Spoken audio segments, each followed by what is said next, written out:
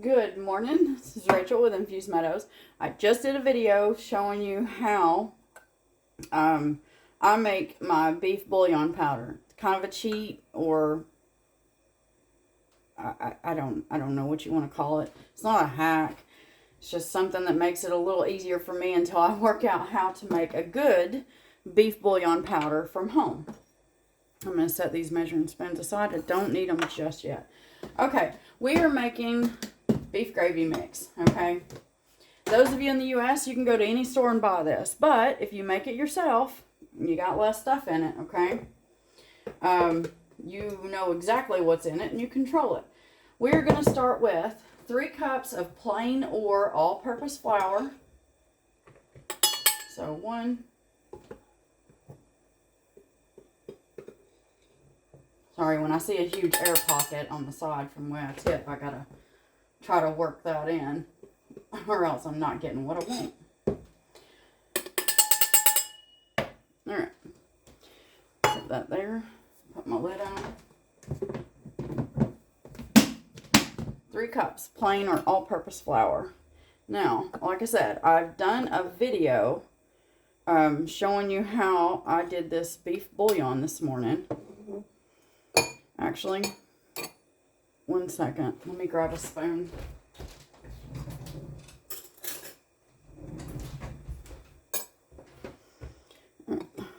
So, I'm going in with 3/4 cup of the beef bouillon. Like I said, literally showed you how I do that this morning, walked you through what I do and how to do it yourself using something you buy at the store, like those cubes. The beef bouillon cubes is what I buy, and then I dehydrate, and then I crack those, put those into my food mill, and then turn that into a powder, a very beautiful powder. So that's my beef bouillon powder. Okay. To this, I'm going to go in with 2 tablespoons of garlic powder, and they are slightly heaping, okay? I like the flavor.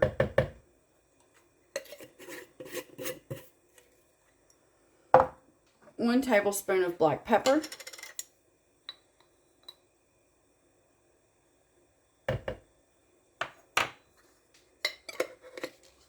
And it's still very early. I don't know if you can tell, it's a little dark in here because well, we don't see the sun a lot here, but, you know, the supposed daylight's not out yet. 1 heaping teaspoon, or you could go with a teaspoon and probably a half of onion powder. And eventually I'll do videos, you know, when I need them, showing you how I do my homemade stuff. Well, I show you all my mixes as I need them. And then 1 teaspoon of paprika. I might also do a heaping. And 1 second.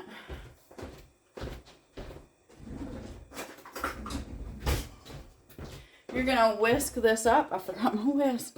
You want to whisk this up until everything is nice and combined, okay?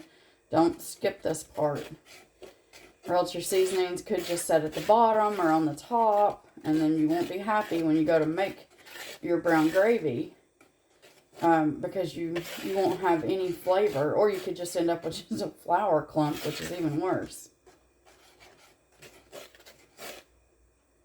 Right, so I don't need this morning. The reason I'm showing you how to make this is because tomorrow night for dinner I'm making beef stroganoff, okay?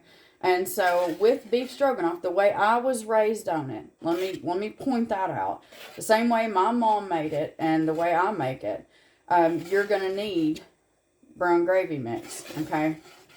This is a lot of your, actually this is most of your flavor for brown gravy, or sorry, for beef stroganoff, is your brown gravy mix. Okay, I'll talk you through how to use this.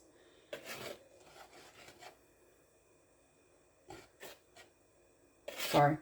Okay, so I will show you tomorrow when I actually make the brown gravy for the beef stroganoff. But for right now's sake, what you want to do is you're going to take yourself a pot. It's based on how much you want to make. So if you want a 1 cup serving, which is roughly, I think, yeah, actually I remember, when you buy those pouches at the store, hang on one second. Okay, so again, before I show you, not sponsored, okay? If you're in the U.S., you can buy the McCormick's brown gravy mix, but you can make it yourself, okay? It has a lot less in it. I mean, wheat flour, which contains flour, niacin, iron, thiamine, riboflavin, folic acid, wheat starch. Sorry, that's what's in your wheat flour. Then you have wheat starch, salt, palm oil, onion, caramel color, hydrolyzed corn gluten, soy protein, wheat gluten, rendered beef fat, corn syrup solids, sodium caseinate, spices, which includes white pepper, celery seed, dipotassium, phosphate, garlic, disodium encinate. There's things in here that I don't have in here. Okay?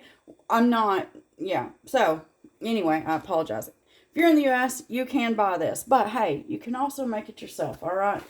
You're in the U.K. or probably anywhere else, you can't get this. Which is fine if you don't want the stuff that's in it. But you can make it yourself, which is the whole point of this. Because I brought this when I came back from Tennessee last year. I bought me a couple of big things of this. This was before I'd worked out how to make it myself. And so, since not everybody can get that, this comes in handy because now you can make it yourself, okay? So, anywho, when you make this, you want to store this in a jar. I already have me a jar ready. And so, this will go into that. I just got to grab my funnel and put it in there. Anyway, you're going to put this in here. And then what I like to do is put a label on the front with the instructions. Now, I know how to make it, but it's just in case, you know, my husband decides he wants to help with dinner and he wants to make the brown gravy. So all you want to do is you want to take 2 tablespoons of your mixture, and then you're going to add that to your 1 cup of water that should be in your pot. Now, this is for the 1 cup serving, obviously. 1 cup of water to your 2 tablespoons of this. And then you're going to whisk that in, right? And you're going to whisk it the whole time until it thickens. Doesn't take very long. On about a medium heat. You don't want to go medium high or else you'll scorch this. And, well, brown gravy's never good scorched. Alright? So, once you get the thickness that you're after, turn your heat off, and you can either put that into a bowl, leave it in the pan, because maybe you want to drizzle it over whatever, or you'll see what we're going to do tomorrow night with the beef stroganoff, okay? Now, tomorrow night's video will be multitasking because we'll be making 3 things at once. You got your beef with your onions. Some people add peppers. I personally don't really care for bell peppers, so mine's just onions and steak. And then you've got your pasta and your brown gravy mix, and then some other things that we're going to add. But anyway, that's for tomorrow night. I just wanted to go ahead and give you this video so that you can make this if you want to, or not, up to you. I hope that this helps, especially for anybody that's really trying to make things at home themselves, okay? Sorry, I thought I heard something. I hope that this helps. I hope you make it. I hope you love it, because this is really good brown gravy mix. And if you don't, then hey, I'm sure that there's other videos out there, and I hope you find the recipe that's right for you. And as always, have yourself a very wonderful day.